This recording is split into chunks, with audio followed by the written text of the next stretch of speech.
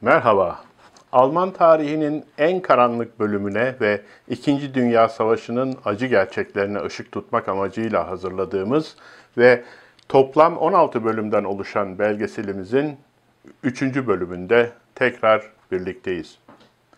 Bu bölümde Alman Hava Kuvvetleri Luftwaffe'nin Kraliyet Hava Kuvvetlerine karşı Büyük Britanya'ya yönelik planlanmış çıkarma ve işgal harekatını gerçekleştirmek için hava üstünlüğünü elde etmek amacıyla giriştiği hava savaşlarını ele alacağız.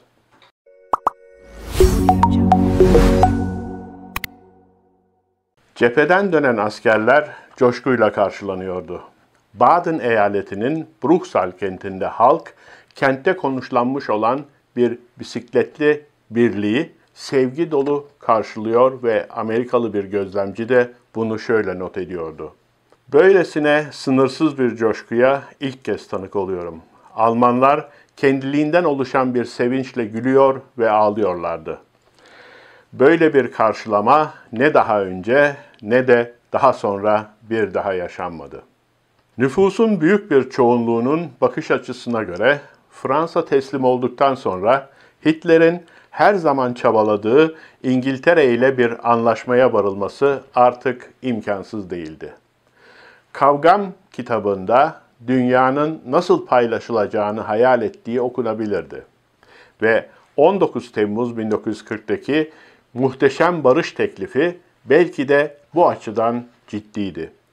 Hitler'in dünyanın nasıl paylaşılacağı konusundaki düşünceleri kesindi. Büyük Britanya denizlere ve deniz aşırı ülkelere hükmedecek, Almanya ise Avrupa kıtasına hakim olacaktı. Almanya'nın Avrupa kıtasındaki egemenliği kesinlikle tartışmaya açık değildi.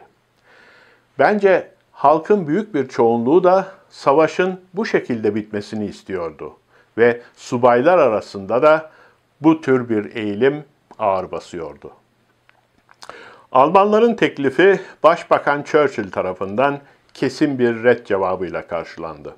Bu aşamada Churchill'in savaş kabinesinin kapsamlı bir barış antlaşmasının bu cazip fikrine kulak asmamasını sağlama becerisi tüm savaşın en önemli kararlarından biriydi. Çünkü eğer İngilizler o anda pes etselerdi ve Churchill müzakere yolunu seçersek kaybederiz diye düşünmeseydi bu işin içinden asla çıkamazlardı.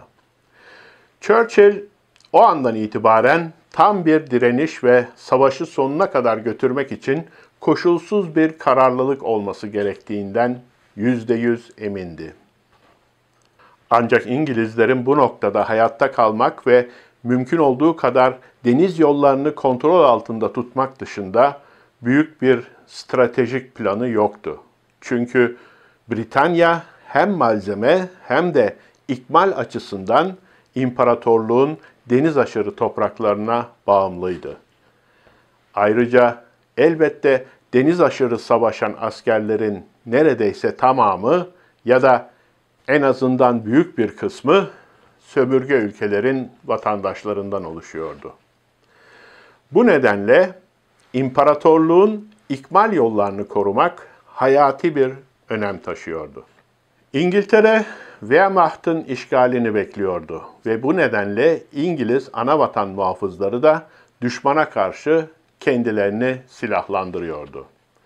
Beklenenin aksine eğer Almanlar iç kesimlere doğru ilerlerse çeşitli kamuflaj taktikleriyle karşılaşacaklardı. Hitler İngilizleri teslim olmaya zorlamak istiyordu. Hermann Göring, Almanya'nın Britanya adasını işgaline hazırlık olarak İngiltere'ye yönelik hava taarruzlarını başlattı. Churchill, Almanlara karşı güçlü bir silah arkadaşına ihtiyacı olduğunun farkındaydı. Bir maceraperest olan Churchill, savaşı seviyordu ve yenilgiyi asla kabul etmeyen bir karaktere sahipti. 1940 yılının Temmuz'unda öngörülebilir tüm olasılıklardan sonra İngiltere kesinlikle çaresiz ve çökmeye başlamış olan bir güçtü. Ancak Churchill'in İngiliz bir babası ve Amerikalı bir annesi vardı. Bu yüzden Birinci Dünya Savaşı'nda da zaten olağanüstü yararlı olduğunu kanıtlanmış olan oyunu oynadı.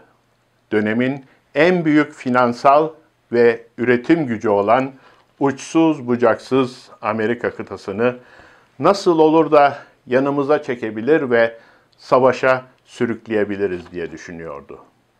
Evet, Almanlar artık işgal ettikleri Belçika, Hollanda ve Kuzey Fransa'daki hava alanlarını kullanarak ve uçaklarında büyük yakıt depoları yerine daha ağır bomba yükleri taşıyabiliyorlardı. Ancak Kraliyet Hava Kuvvetleri ile yapılan hava savaşlarında Alman pilotlar da ağır yenilgiler aldılar. İspanya İç Savaşı'ndan bu yana pek çok yeni teknik geliştirmiş ve tecrübe kazanmış olan Alman Hava Kuvvetleri son derece iyi hazırlanmıştı. Alan bombardımanı, Stukalarla saldırılar, hatta bir nevi napalm bombasının öncüsü olan bombaları bile vardı. Ayrıca İngilizlerin kopyalamak zorunda kaldığı savaş teknikleri de geliştirmişlerdi. Ancak tüm bunlar yeterli değildi. Temelde bir liderlik eksikliği vardı. Özellikle de Göring'in stratejileri konusunda. Başlangıçta saldırılarını hava alanlarına yoğunlaştırmak gibi doğru bir strateji izleyerek Kraliyet Hava Kuvvetleri'nin direncini giderek daha fazla zayıflatıyorlardı. Ama daha sonra Göring tipik sabırsızlığıyla aniden çok daha sembolik ve prestijli bir hedef olan Londra'yı ana saldırı hedefi haline getirdi. Kraliyet Hava Kuvvetleri'ni içinde bulunduğu bu kritik durumdan kurtaran da bu oldu. Führer'in arzusuna göre Britanya İmparatorluğu'nun başkenti haritadan silinmeliydi. Londra aylarca Alman saldırılarının ana hedefi oldu. 1940'ın sonraki aylarında 23 bin kişi hava saldırıları ile öldürüldü. Şehrin hemen hemen tüm semtleri harabeye dönmüştü. Bütün bunlara rağmen Büyük Britanya'da savaşma morali yine de yüksekti. Bundan emin olan Winston Churchill, halkı ateşli nutuklarla harekete geçiriyordu. Churchill hala ABD'nin yakında savaşa gireceğini umuyordu. Bu Avrupa Savaşı'nı ancak bir dünya savaşına dönüştürmeyi başarabilirse kazanabilirdi. Bu onun mizacına, cesaretine uygundu ve imparatorluğunu kurtarmak için gördüğü tek şanstı. Çünkü İngiltere'de hiç kimse yenilgiye uğramış bir İngiltere'nin Hindistan'ı elinde tutabileceğine, Hint Okyanusu'nu, Atlas Okyanusu'nu ve Akdeniz'i kontrol edebileceğine inanmıyordu. Dolayısıyla Churchill'in tek seçeneği savaşı bir dünya savaşına çevirebilmekti. Ve Churchill de Britanya İmparatorluğu'nu, yani batmakta olan bu gemiyi kurtarmak için elindeki tek seçeneği devreye soktu. Britanya İmparatorluğu uzun süredir parçalanma tehdidi altındaydı. İmparatorluğun temel dayanaklarından biri olan Hindistan'da sömürgeci yöneticilere karşı direniş yükseliyordu. Son büyük ayaklanmadan sonra Hintlilere İngilizlerle aynı haklar tanınmıştı. Ancak Hindistan'ın İngilizler tarafından acımasızca sömürülmesi yoksulluk ve kıtlığa yol açarken modernleşmede köylü kitlelerine maalesef ulaşamıyordu. Mahatma Gandhi'nin önderliğindeki bağımsızlık hareketi artık beyazların egemenliğine açıktan açığa meydan okuyordu. Hindistan, savaşa ancak kendisine verilecek bağımsızlık karşılığında girmek istiyordu. İngilizler bu talebi görmezden geldiler ve Hindistan adına da Almanya'ya savaş ilan ettiler. Uzak Doğu'da Japonya İmparatorluğu sömürgeci emelleri doğrultusunda Mançurya'yı işgal etti. Çin'i caydırmak için Japon Hava Kuvvetleri Şangay'ı bombaladı. İkinci Dünya Savaşı'nın büyük güçleri imparatorluklardı. Zorla ele geçirdikleri topraklara hükmediyorlardı ve emperyalizm alanındaki örnek öğrencileri Japonya'da adım adım aynı şeyi yaptı. Sanayilerini geliştirdiler, imparatorluklarını Avrupa modeline göre askerileştirdiler ve bir anlamda Asya'nın da gururu oldular. Japonya yavaş yavaş Çin'in kuzeydoğusundan, Mançurya'dan sahil boyunca Pekin üzerinden Şangay'a doğru ilerledi ve 1937'de Çin'e tamamen hakim olmak için bir savaş başlattı. Ve batılı güçler bu savaşta yoksul, işgal altındaki Çinlilerin yanında yer aldılar.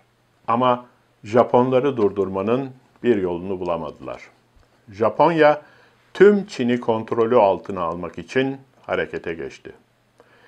27 Eylül 1940'da Hitler'in girişimiyle Berlin'de Almanya, İtalya ve Japonya arasında Üçlü Güç Paktı adı altında yeni bir ittifak imzalandı. Bu pakt, dünyayı kendi aralarında paylaşmaya hazırlanan üç imparatorluğun gerçek ötesi iddialarının temelini oluşturdu. İtalya'nın etki alanı Akdeniz olacaktı. Almanya tüm Avrupa ve Doğu Avrupa'yı kontrol etmek isteyecek, Japonya ise Doğu Asya'ya hakim olacaktı. Bu güç gösterisiyle özellikle Japonlar, ABD'nin savaşa girmekten caydırılabileceğine inanmaktaydılar. Japonlar dünyanın şeytanıyla yani Nazi Almanyası'yla ittifak kurduklarında Amerika ve İngiltere'de büyük bir sempati kaybına uğradılar. Ancak bu ittifak aslında Japonya'ya hiçbir askeri güç kazancı sağlamayan bir antlaşmaydı. Aslında Batı dünyası kendi ayağına kurşun sıkıyordu. Beyaz Hristiyan emperyal kardeşlerin Doğu Yarımküre üzerindeki ortak hakimiyetleri kırılgan, güçsüz ve giderek içeriksiz bir hale geliyordu. Orada avuçlarının içinde tuttukları halk bunu artık hissediyordu. Bu elin zayıfladığının farkındaydılar. Japonya ile birlikte aslında bu cahil, zayıf ve fakir halklar da Batı dünyasını terk ettiler. Böylece Batı dünyası için ciddi bir düşman ortaya çıktı. Ancak daha Aralık ayında Hitler, Sovyetler Birliği'ne karşı savaş planlamasının Mayıs 1941'e kadar tamamlanması emrini vermişti. Hitler'in saldırma kararında Rusya'daki çeşitli olaylar onu cesaretlendirmişti. Stalin'in Kızıl Ordu'yu tasfiye etmesinin Hitler'in elbette gizliden gizliye hoşuna giden büyük bir avantaj gibi göründüğünü unutmamak gerekir. Çünkü bu korku içindeki Sovyet generallerinin muhtemelen doğru kararlar vermekten aciz olacağı anlamına geliyordu. Ayrıca Hitler, Kızıl Ordu'nun Finlandiya'ya karşı kış savaşında gösterdiği zayıf performansında farkındaydı. Bu da ona tek yapmak istediği şeyin kapıya tekmeyi vurmakla tüm çürük binanın çökeceği olduğu fikrini verdi. O anda Hitler bir şans yakaladığını fark etmişti. Eğer daha fazla tereddüt etseydi, Stalin, İngiltere ve Fransa'nın çöküşünün kendisi için yaratacağı tehdidi fark edecekti. O zaman Stalin yeniden silahlanıp hazırlanacak ve Almanya ile savaşmak için çok daha iyi bir konumda olacaktı. Yani zaman planlaması çok önemliydi. Hitler İngiltere'yi dize getirmek için İngiltere'deki hedefleri aralıksız bombaladı. Ancak Nazi yönetimi ilk kez yenilgiyi kabul etmek zorunda kaldı. Alman ordusu adayı işgal edebilecek durumda değildi. Böylece İkinci Dünya Savaşı ile ilgili hazırladığımız belgeselin 3. bölümünün de sonuna gelmiş bulunuyoruz. Diğer bölümleri kaçırmamak için kanalımıza abone olmayı ve bildirimleri açmayı unutmayın. Belgeselimizin 4. bölümünde tekrardan buluşmak üzere. Şimdilik hoşça kalın.